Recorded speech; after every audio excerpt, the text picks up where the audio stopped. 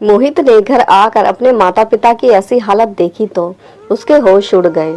उसने kitty party से लौटी अपनी पत्नी के एक जोरदार थप्पड़ जड़ दिया। तुम्हारी हिम्मत कैसे हुई मेरे मम्मी पापा के साथ ऐसा करने की? यह घर उनके बेटे का है, तुम इसे कोई दहेज में नहीं लेकर आई हो। मोहित ने रेखा के ऊपर चिल्लाते हुए कहा, मुझे लगता था कि कुछ दिनों में तुम मेरे मम्मी पापा को अपने माता पिता की तरह प्यार सम्मान दोगी, क्योंकि हर रिश्ते को समझने में वक्त लगता है।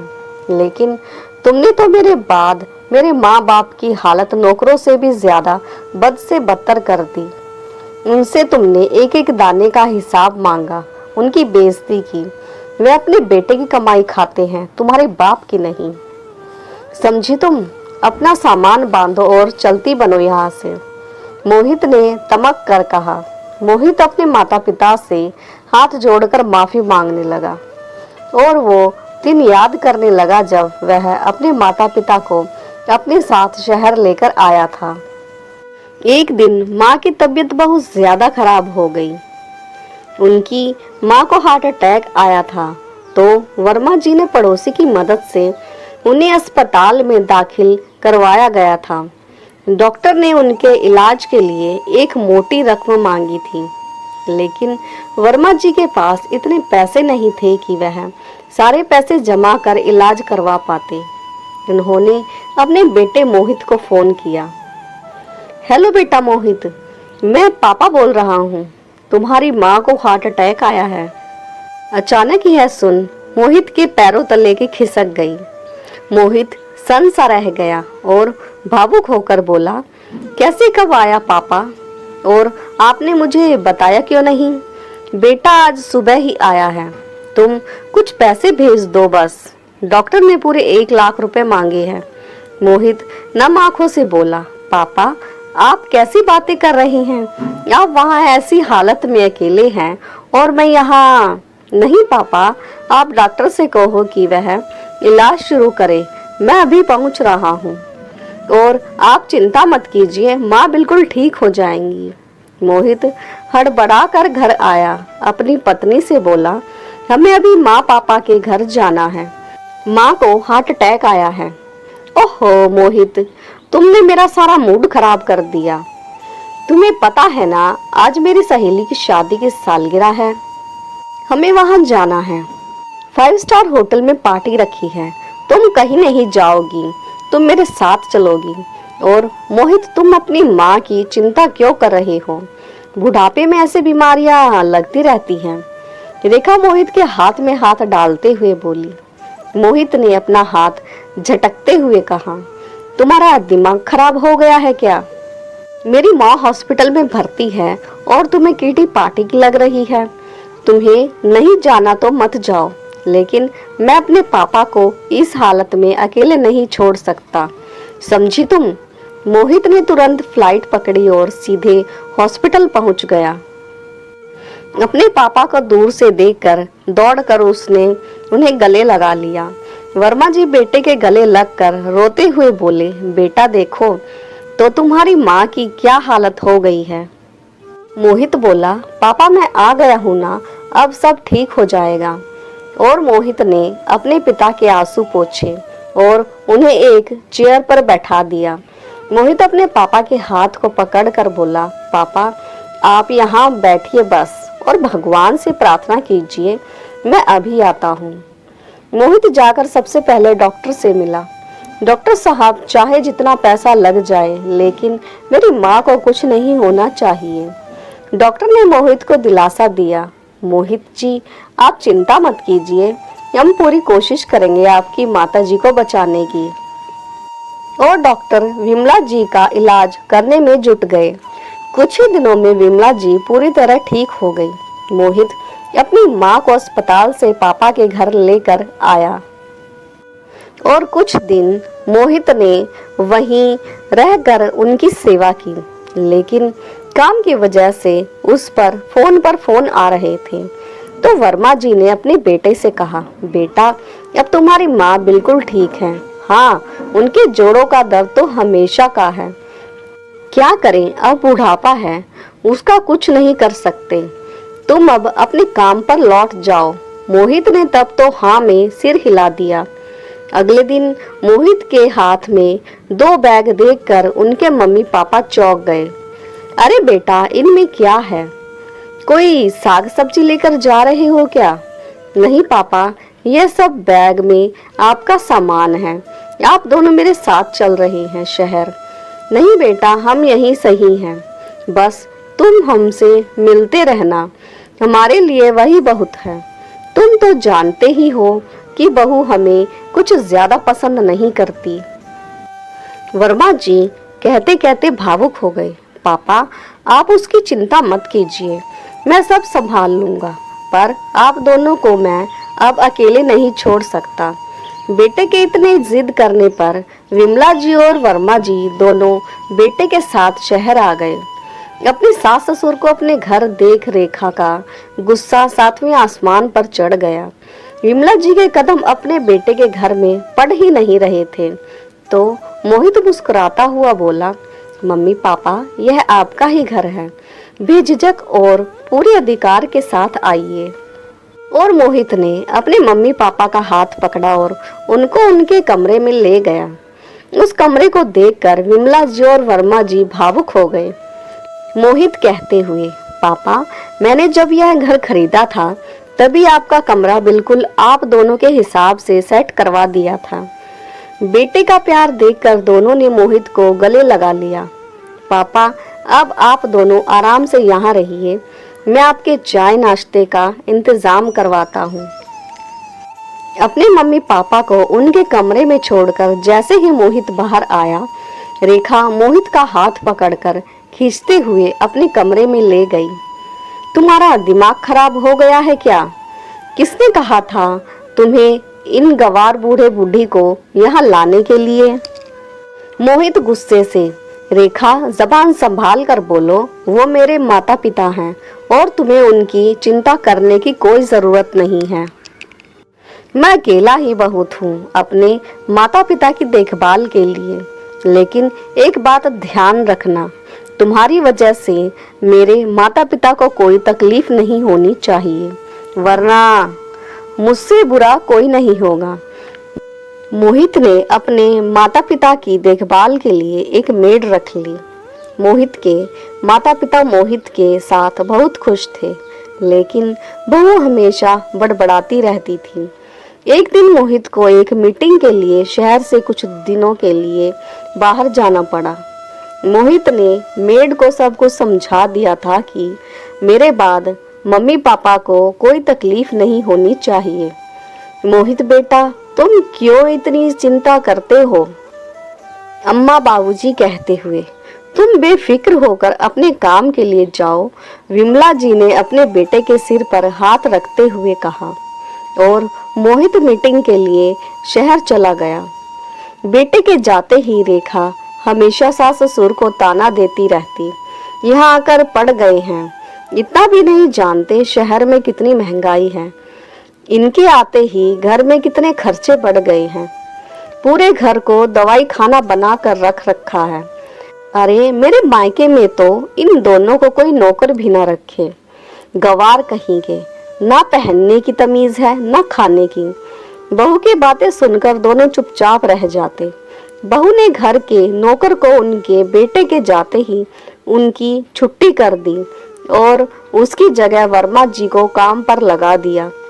रेखा दनदनाते हुए उनके कमरे में आई और तमक कर बोली, बहुत हो गई मेहमान नवाजी, अब चलिए पापा जी, थोड़ा हाथ पैर हिला लीजिए, वरना बुढ़ापे में जाम हो गए तो आपको ही तकलीफ होगी।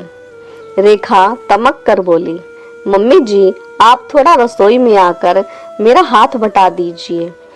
वर्मा जी कहते हुए, बेटा तुम्हें जितना काम बताना है मुझे बता दो, पर विमला से यह सब नहीं होगा।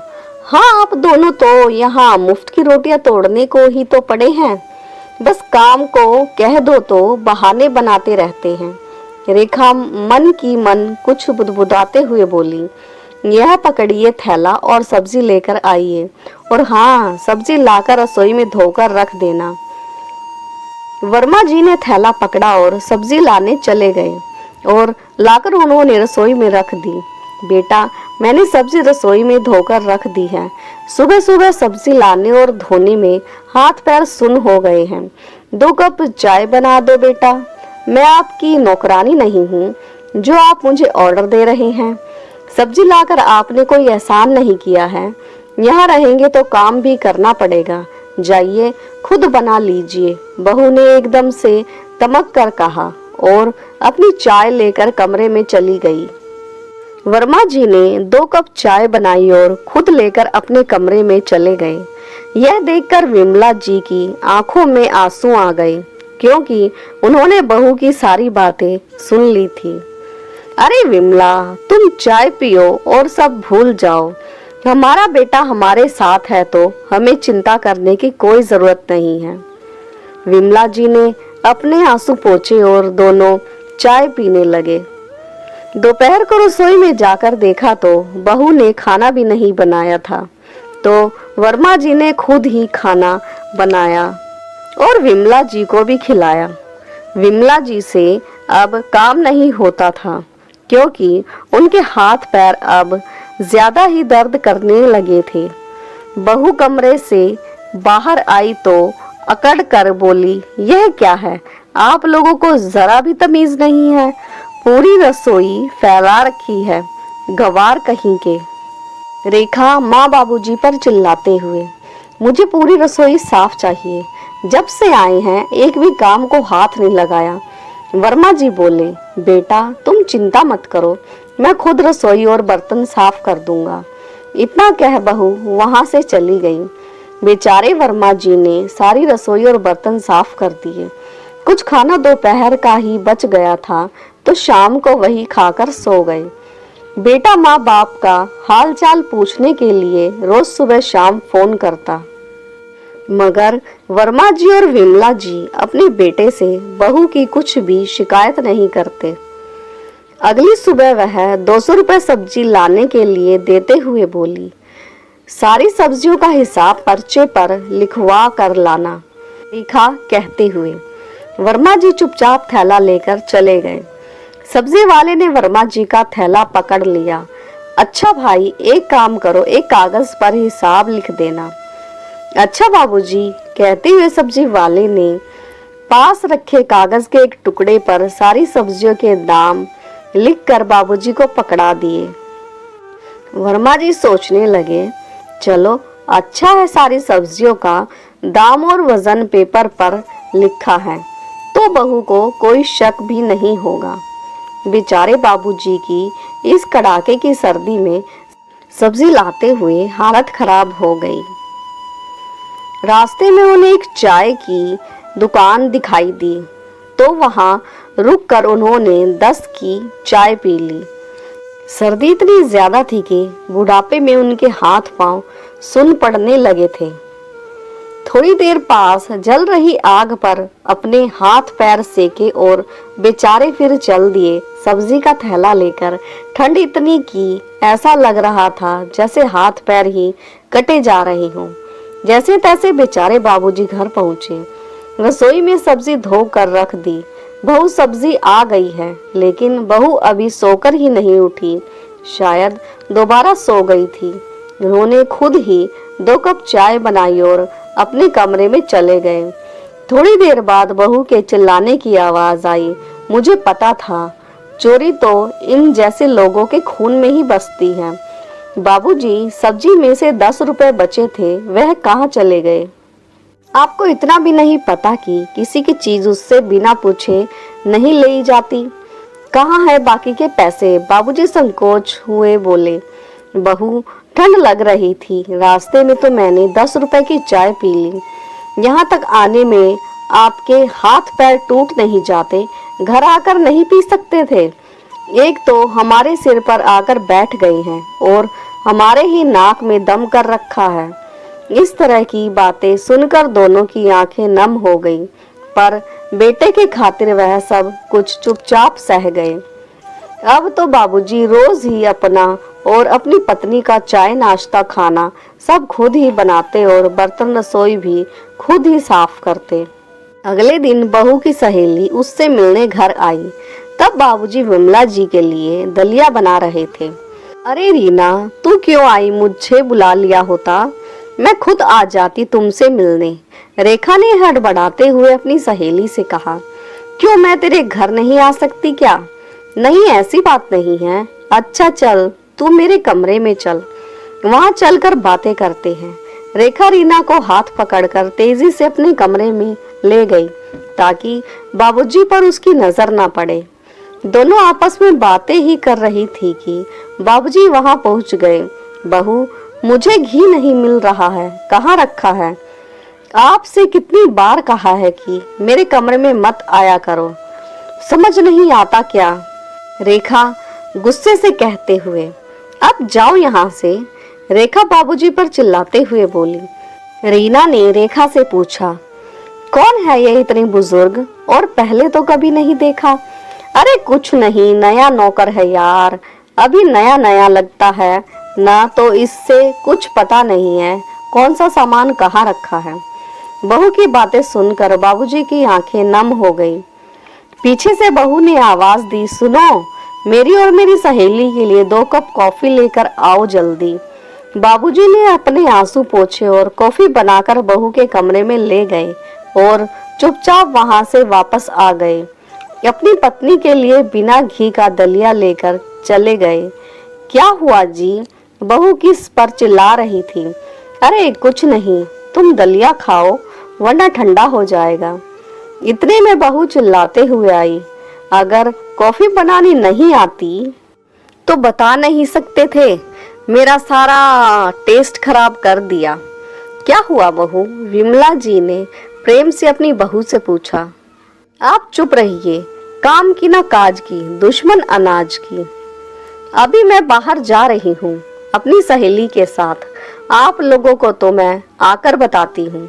और हाँ, मेरे आने से पहले घर पूरा साफ हो जाना चाहिए। इतना कह बहू अपनी सहेली के साथ बाहर निकल गई। बहू की बातें सुनकर विमला जी रोने लगी। बाबूजी कहते हुए, विमला तुम बात बात पर रोया मत करो। देखो, अगर मैं थोड़ा बहुत घर का काम कर भी लेता हूँ तो इसमें क्या बुरा है? तुम ही तो कहती हो कि आदमी के हाथ पैर चलते रहने चाहिए, वरना उसका शरीर जाम हो जाता है और ऊपर से 100 बीमारियां और लग जाती हैं। बाबूजी ने विमला जी के आंसू पोंछे और उन्हें कंबल उठाकर आराम करने के लिए बोल दिया और खुद रसोई में बर्तन साफ करने लगे। थोड़ी देर में, मम्मी, पापा, कहाँ हो आप? देखो मैं तुम्हारे लिए क्या लाया हूँ। मम्मी पापा के कमरे में मोहित दौड़कर गया, माँ के पैर छूते हुए बोला, अरे माँ, कैसी हो आप? आपकी तबीयत कैसी है? बेटे को सामने देखकर विमला जी की आंखें भर आई। माँ देखो तो मैं दिल्ली से तुम्हारे लिए क्या लेकर आया हूँ। आपके लिए नया शॉल, नई जर्सी। और बाबूजी कहाँ हैं? मैं कब से पूछ रहा हूँ, वह कहीं दिख नहीं रहे। विमला जी ने रोते रोते अपने बेटे को सब कुछ बता दिया। यह सुन मोहित के पैरों तले जमीन खिसक गई। रसोई में जाकर देखा तो बाबूजी रसोई में बर्तन साफ कर रहे थे। यह सब देखकर मोहित की आंखों में आंसू आ गए। अरे बेटा, तुम कब आए? बाबूजी कहते हुए। हाँ बाबूजी, काम जल्दी हो गया था तो बस चला आया। इतनी में रेखा भी घर पहुंच गई थी और मोहित को देखकर उसके होश उड़ गए। अरे मोहित, तुमने तो बोला था कि तुम 2 दिन बाद आओगे, फिर यहाँ कैसे? रेखा जैसे ही मोहित के पास आने लगी, मोहित ने एक जोरदार तमाचा रेखा के गाल पर जड़ दिया। तुम्हारी हिम्मत कैसे हुई मेरे देवता समान माँ बाप के साथ ऐसा करने की? यह घर उनके बेटे का है, तुम इसे कोई दहेज में नहीं लेकर आई थी। मोहित ने रेखा के ऊपर चिल्लाते हुए कहा। मुझे लगता था कि कुछ दिनों में तुम मेरे मम्मी पापा को अपने माता पिता की तरह प्यार और सम्मान दोगी। मोहित गुस्से से कहते हुए, क्योंकि हर रिश्ते को समझने में वक्त लगता है, लेकिन तुमने तो मेरे बाद मेरे माता पिता की हालत नौकरों से भी ज्यादा बद से बदतर कर दी। उससे तुमने एक एक पैसे का हिसाब लिया, उनकी बेइज्जती की। वह अपने बेटे की कमाई खाते हैं, तुम्हारे बाप की नहीं। समझे तुम? अपना सामान बांधो और निकलो यहाँ से। मोहित ने रेखा के ऊपर गुस्सा कर कहा, अब इस घर में तुम्हारे लिए कोई जगह नहीं। रेखा रोते हुए मोहित के पैरों में गिरकर माफी मांगने लगी। रेखा गिड़गिड़ाते हुए बोली, मोहित तुम ऐसा कैसे कर सकते हो मेरे साथ? तुम मुझसे प्यार करते हो ना? हाँ, प्यार करता हूँ, लेकिन इसका मतलब यह नहीं कि मैं अपने जन्मदाता माता पिता का अपमान सहन कर तुम्हारे लिए उनको अकेला छोड़ दूँ। मैंने सोचा था कभी ना कभी तो तुम मेरे माता पिता को समझोगी, लेकिन नहीं, मैं गलत था। तुम जैसी औरतें ही हंसते खेलते परिवार को ही खेल कर रख देती हो। देखो, मेरे माँ बाप को अभी भी वह तुम्हारे खिलाफ एक शब्द भी नहीं बोल रहे हैं, और तुमने मेरे मम्मी पापा की हालत नौकरों से भी बदतर कर दी। अरे शर्म आ रही है मुझे अपने आप पर। इतना कहकर मोहित अपनी मम्मी पापा के पैरों में बैठ गया। माँ की गोद में सिर रख कर रोने लगा। माँ, मुझे माफ कर दीजिए। मेरे रहते आज के बाद आप दोनों को कोई तकलीफ नहीं होगी। रेखा भी विमला जी के पैर पकड़कर रोते हुए बोली, मम्मी जी, मुझे माफ कर दीजिए, मुझसे बहुत बड़ी गलती हो गई। पैसों के घमंड में मैंने आपके साथ बहुत बुरा बर्ताव किया। विमला जी बोली, बेटा माफ कर दे अब बहू को। लड़ाई झगड़े किस घर में नहीं होते। लेकिन मोहित ने उसकी एक न सुनी और उसका हाथ पकड़कर उसे घर से बाहर निकाल दिया। बाबूजी ने मोहित को रोकना चाहा, लेकिन नहीं पापा, आप ऐसा नहीं करेंगे। अगर मैंने आज रेखा को माफ कर दिया तो जो औरतें अपने सास ससुर के साथ नौकरों जैसा बर्ताव करती हैं, उनको सबक कैसे मिलेगा।